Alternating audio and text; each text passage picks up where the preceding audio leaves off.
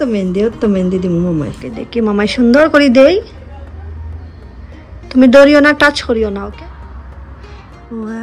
আসসালামু আলাইকুম সবাইকে ঈদ মুবারক আমার ঈদ ব্লগ পেতে পেতে আপনাদের সবার আমার ঈদ পুরনো হয়ে যাবে এখন আমি শিক কাবাবগুলোকে ভেজে নিচ্ছি আজকে হচ্ছে ঈদের দিন সকালবেলা তো নাস্তায় রাখলাম শিক কাবাব আর পিঠাগুলোও ভেজে নিব সবাইকে ঈদ মুবারক আমি সকালবেলা বাচ্চাদের খাওয়াচ্ছি আর এদিকে এগুলা ভেজে রেখে দিচ্ছি যারা যারা আসবেন খাবেন আমরাও খাবো চা দিয়ে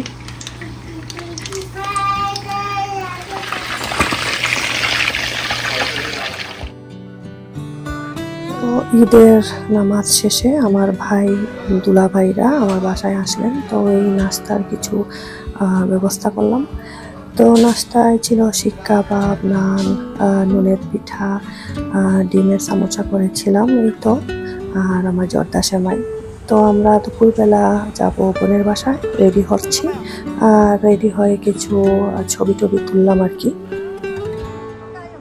আমাদের এখানে কুরবানির মাংস ঈদের দিন বিকেলে অথবা ঈদের পরের দিন আসে এই জন্য আর এত বেশি ঝামেলার কিছু নেই তো রেডি টেডি হয়ে চলে যাচ্ছি বোনের বাসায় আমরা এখন আমার বোনের বাসায় যাচ্ছি দুপুরবেলা খেতে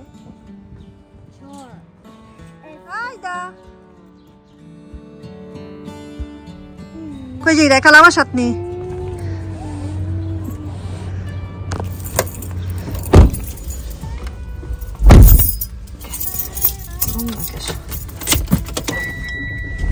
কই যাই রে মাহমুদ আমার হাজবেন্ড তো কুরবানি দেয় সবসময় বাংলাদেশে আমার বাবাও বাংলাদেশে দিতেন তো আমার বাবা ছাড়াও আমাদের কুরবানি ঈদ এই প্রথম করছি আমার বড় বোন এখানে কুরবানি দেন তো ওনারও কুরবানির মাংস আসবে ঈদের পরের দিন তো আমরা সবাই যাচ্ছি আর কি তো গাড়ি দিয়ে প্রায় 7 মিনিট লাগে এরকম আমার বোনের বাসায় যেতে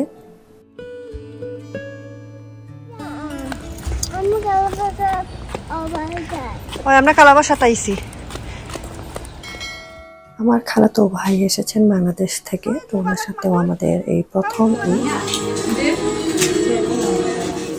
তো আমার বোন কি কি বানালো সেগুলো আপনাদেরকে দেখাই ডিজার্ট আইটেমে ছিল পুডিং রসগোল্লা আর আমার ভাগ্নি একটা কি জানি ম্যাঙ্গো তিরামিসু নাকি বানিয়েছে আর এখানে ছিল চালের রুটি গরু মাংস দিয়ে আর তো ছিল তন্দুরি চিকেন আর ছিল একটু গরুর বিরিয়ানি আর শিক কাবাব খেয়ে দিয়ে বিকেলে বাসায় আসলাম তো বোনের বাসা থেকে চলে আসছি এখন আমি আস্তে আস্তে আমার দাওয়াতের প্রিপারেশন শুরু করে দিব মাংস ভিজিয়ে রেখেছি ধুয়ে রান্না করা শুরু করে দিব কালকে রাতে আসবেন তো কিছু কাজ আমি যতটুকু সম্ভব শেষ করব আমি এখানে চিকেন রোস্ট রেডি করছি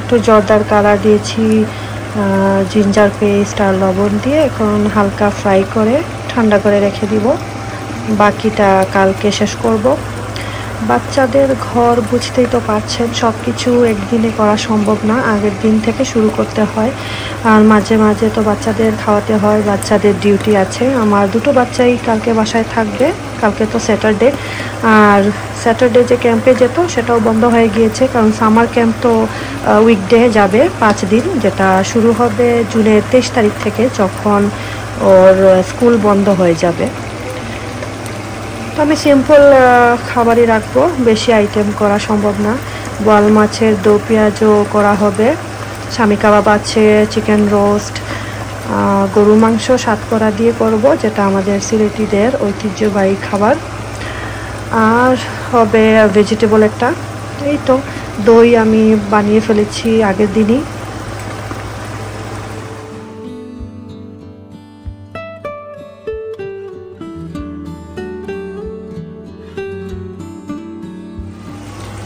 আমার চিকেন রোস্ট অলমোস্ট ডান তারপরে বসাবো গরুর মাংস আমার আম্মা রান্না করবেন সাতকরা দিয়ে তো এখন রান্না করা হচ্ছে মজাদার ভেজিটেবল পাঁচফোড়ন দেওয়া হয়েছে আর মৌরি আর এদিকে বসানো হয়েছে গরু মাংসর জন্য আমরা ফ্রোজেন ভেজিটেবলস দিয়ে রান্না করব। তো এখানে দুনিয়ার সব ভেজিটেবলসই আছে অলমোস্ট। আর এখানে বোয়াল মাছ ডিফ্রস্ট করা হচ্ছে। পেঁয়াজ কুচি দেওয়া হয়েছে, আদা বাটা রসুন বাটা দেওয়া হয়েছে, মৌরি আর পাঁচফোড়ন একটু ভাজার পরে। তারপরে এখানে ধনিয়া আর জিরা পাউডার গিয়েছে, অল্প একটু পানি গেল। সবজি দেওয়া হয়ে গিয়েছে। সবজি দেওয়ার পরে কিছুক্ষণ রান্নার পরে আমরা একটু চিনি দিচ্ছি, একটু মিষ্টি মিষ্টি ভালো লাগে খেতে। এখানে আমি সালাদ রেডি করছি। লেটাস দিলাম, টমেটো আর শসা। আমি এখানে একটু ইটালিয়ান জেস্টি অ্যাড করছি। একটু স্পাইসি আছে, তো আমি হালকা অ্যাড করব। এবার ভালো করে একটু মিক্স করে নিব আর র্যাপ করে ফ্রিজে রেখে দিব।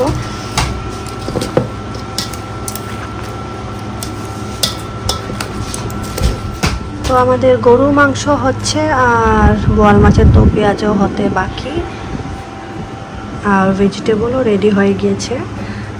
দেখেন অনেক লোভনীয় মনে হচ্ছে। এই ভেজিটেবলটা অনেক মজার হয়, আমার আম্মার হাতের রান্না।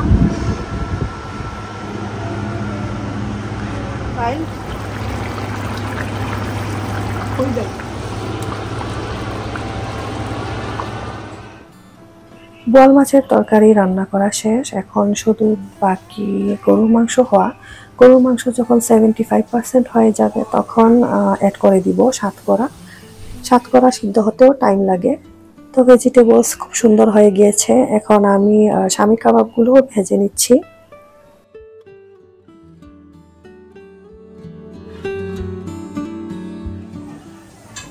আস্তে আস্তে সবাই চলে আসছেন, তো আমিও টেবিল একদম রেডি করে নিয়েছি। লাস্সি বানালাম এক্সট্রা, আর কিছু সফট ড্রিঙ্কস তো আছেই। আমার বাংলাদেশ থেকে আসা তেঁতুলের আচারও ছিল কিছু। তো এই হচ্ছে আমার মিনি ঈদ ভ্লগ। আশা করছি আপনাদের কাছে ভালো লেগেছে। ভালো লাগলে পাশে থাকবেন। সবাই ভালো থাকবেন, সুস্থ থাকবেন। আল্লাহ হাফেজ।